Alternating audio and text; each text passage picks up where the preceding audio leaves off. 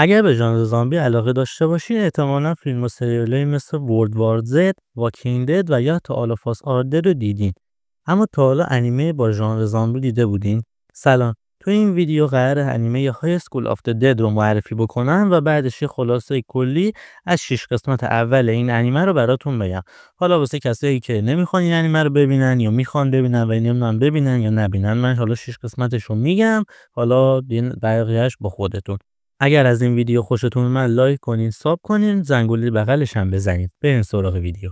انیمه های اسکول آف د دد یه انیمه اکشن هیجان انگیزه و واسه کسایی که داستانهای زامبی آخر زمانی دوست دارن خیلی جالب و باحاله کلا.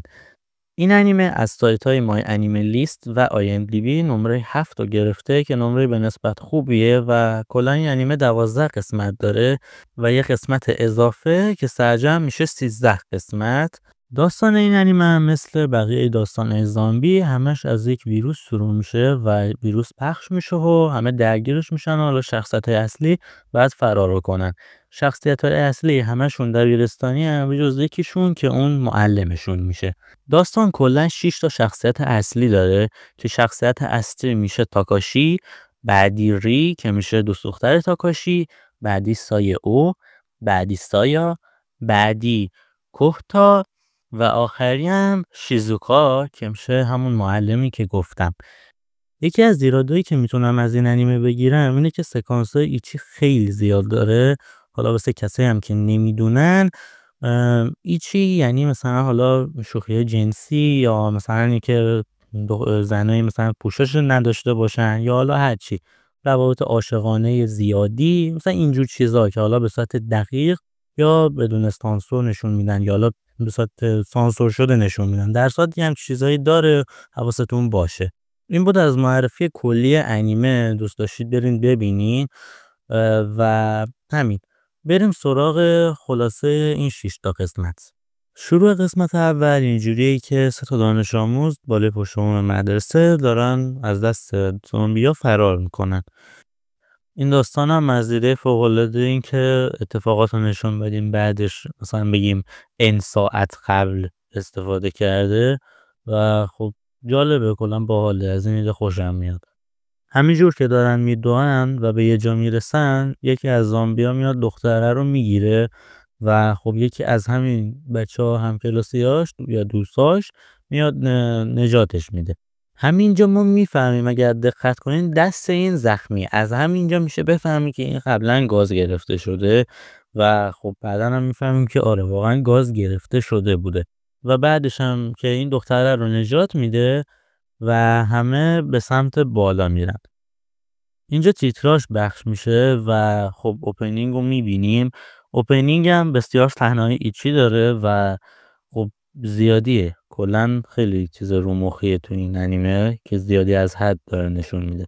بعد از اینکه اوپنینگ هم تموم میشه ما کاراکتر اصلی رو میبینیم که داره با خود بدبختیاش فکر میکنه که میگه این دختره قبلا با هم دوست بودیم از بچگی، حالا رفته با دوستم دوست شده و خب قولی که داده بود که همیشه با همیم و زیر پا گذاشته. بعدش هم یک دفعه یه آدمی که به نظر عجیب و غریب میاد در مدرسه میخوره، معاون مدرسه میره بزنتش که اون آدمه میاد گاز میگیره معاون مدرسه رو و معاون مدرسه هم اونجا میفته میمیره و این شخصیت اصلی ما در واقع شاهد این قضیه است و میبینه کاملا این اتفاق رو و بعدش اون معاونه که مرده بود زنده میشه و میره یکی دیگه از معاونا رو میخوره و پسرم میدوه و میره داخل کلاس و اون دختره با دوستش رو بر میدارن و فرار بکنن. همینجور که میخوان فرار بکنن یک دفعه وضع مدرسه خراب میشه و همه میفهمن که این زامبیا حمله کردن. مدیر مدرسه اعلام میکنه و همه از ترس فرار میکنن و همین قضیه باعث میشه که خیلی زامبی بشن، خیلی بمیرن و اینا. و خب طی قسمت ما ببینیم که وضعیت شهر کلا داغون شده و کل شهر رو این ویروس گرفته. اینجا یک تیکه جالب داره که من خیلی دوستش داشتم. 2 تا دوست صمیمی دارن با هم میدوئن و میگن ما با هم دیگه تا ابد دوستیم. یکی از زامبیا میاد یکی از این دخترها رو میگیره و میگه کمکم کن. اون یکی دوستش میگه من میرم خودت تنهایی ای بکن. بعدش هم لگتش میزنم و میندازتش و بقیه زامبیات تیکه پارش میکنن. اینجا یه سکانس خیلی عجیبی داریم، اینکه الان نکنین پشت دختره هیچی نیست، ولی تو سکانس بعدی 3 تا زامبی ظاهر میشن و هم شروع میکنن به این یکی دختره رو هم خوردن. باز مانگاکا و خب کارگردانش رو اینجا دوست داشتم. بعد اونم یه سریاشون از آدما خودکشی میکنن چون فکر میکنن که همه اینا خوابه. بعد این تیکه هم میرسیم به همون اتفاقاتی که اول داستان نشون داده بود و خب به ادامش میرسیم یعنی، و میبینیم که شخصیت همین دوست اینا داره میمیره و بعدش میاد میگه که اگر من مردم، به شخصیت اصلی میگه در واقع که اگه من مردم تو بیا منو بکش، یعنی نذار زامبی بشم. و خب میفته میمیره و دختره اینجوریه که نه کاریش نداشته باشه و اینا و یه الان بلند میشه. شخصیت اصلی هم اینجوری که برو کنار که میخوام بزنمش. پسره یه دفعه عجاش بلند میشه و دختره میگه دیدی زنده است و اینا، بعد یه دفعه حمله میکنه بهشون و شخصیت اصلی با اون باتومی که داشت میزنه دوست خودش که زامبی شده رو میکشه و قسمت اول همینجا تموم میشه. اینجا ما یه سکانس پس از تیتراژ هم داریم که دختره میگه که تو به حسودیت شده بود که زدی اونو کشتی، تو عمدن زدی اونو کشتی، من خیلی بدم میاد ازت و اینا. پسرم اینجوریه که میگه آها و میخواد بره پیش زامبیا و بره زامبیا رو بکشه که یه دفعه دختره گریه میکنه میگه من منظور نداشتم متاسفم و این التماسای الکی. پسرم پشیمون میشه و میاد بغلش میکنه و قسمت اول یه واقعا اینجا تموم میشه. اینجا من یه چیزی بگم، از اون به بعد میخوام بیام و داستان رو با اسم شخصیت ها برم جلو و اسم شخصیت ها رو گذاشتم جلوم که حالا با اسمشون بگم که نگم اینو اونو این. و خب گفتم دیگه بدونیم. بریم سراغ ادامه. دوم میرسیم به 2 تا شخصیت اصلی دیگه که یکیش سایه و اون یکی کوهتاه که کوهتاه پسر چاق در واقع خیلی درس خونه اینجوریه ولی خب ترسو هم هست. از همین سایه هم خوشش میاد کراشه روش و خب تیتراش پخش میشه و سکانس فرار اینا رو نشون میده و حالا یه سری سکانس هم از همون تاکاشی و ری نشون میده که دارن زنگ میزنن به بقیه ببینن بقیه زندن یا نه. سکانس های بعدی هم میرسیم به درمونگاه که در واقع شیزوکا که مامی گروه میشه، که البته معلم مدرسه است ولی خب اصلا مامی واقعا توی درمونگاه و زامبیا دارن حمله میکنن. حالا یه پسرم پیش قدم میشه میفته میمیره ولی خب این نمیمیره ها، فقط زخمی میشه ولی دیگه زخمی میشه در حد مرگ و بعدن یک دفعه کماندو گروه یعنی همین سایکو از راه میرسه و اون زامبیا رو میکشه و مثل مرد اون پسره رو میکشه و به دیار باقی میفرستتش. بعدش هم با معلمه همراه میشه و با هم دیگه فرار میکنن.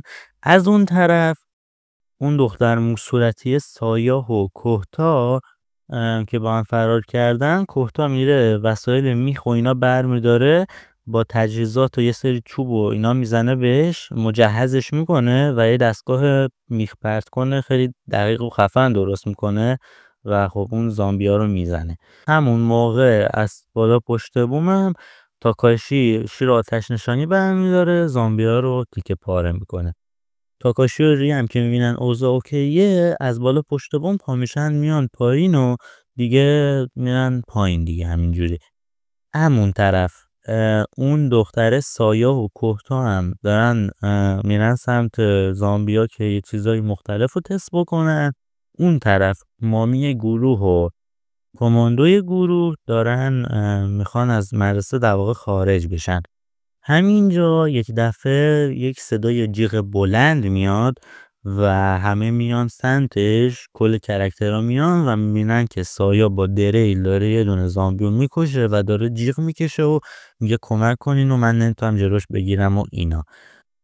همه کرکترها میفتن دنبال زامبیا و زامبیای اون تیکه رو میکشن و خب سایه هم میشینه گریه میکنه و خیلی ناراحت میشه از این قضیه که خب شوک خیلی بدی بهش وارد میشه چون این داشت میمرد رسما.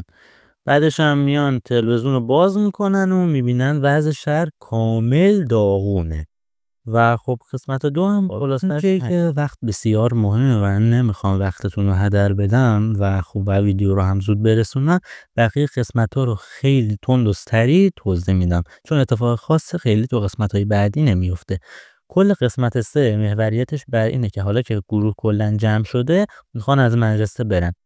معلمه میگه که همین شیزوکا میگه که خب من یه دونه مینیبوس هست میتونیم از طریق اون خارج شیم.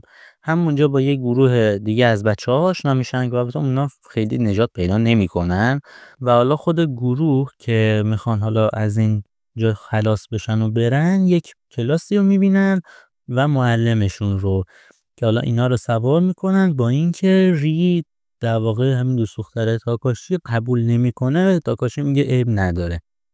اینا میرن و وارد شهر میشن و میبینن اوضاع شهر داغونه.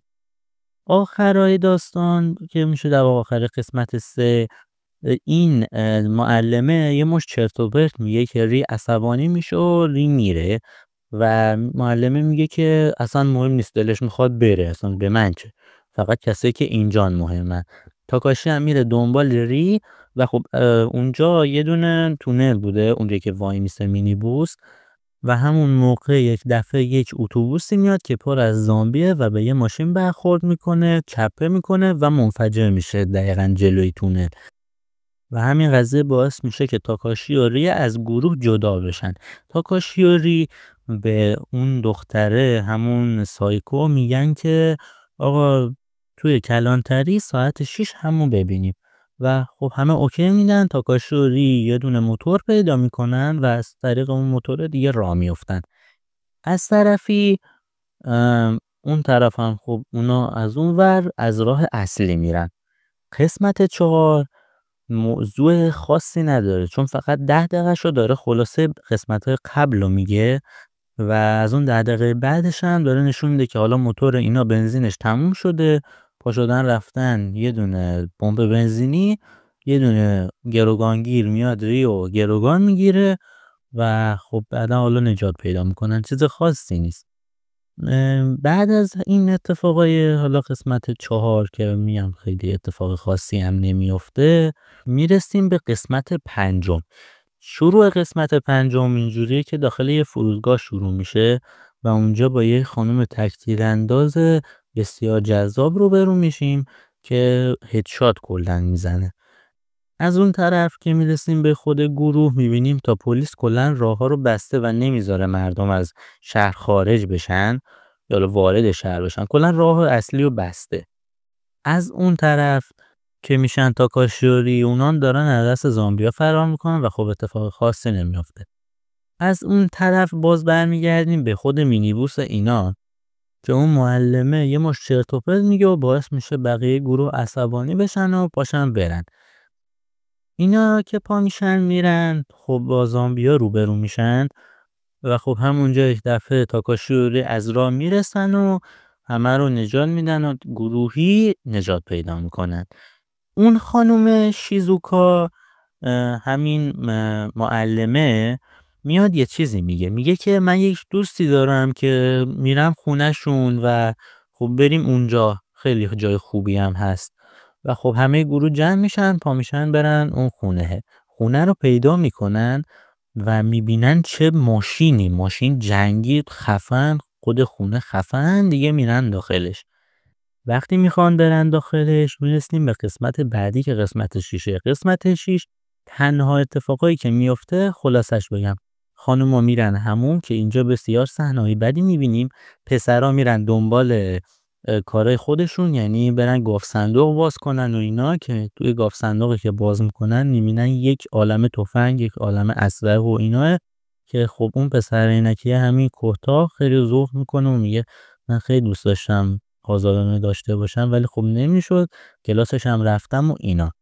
اون طرف سمت پل میبینیم که مردم شروع کردن به اعتراض و فکر میکنن که عمدن در واقع دولت اومده این کارو کرده و خب در واقع سلاح شیمیایی و اینا.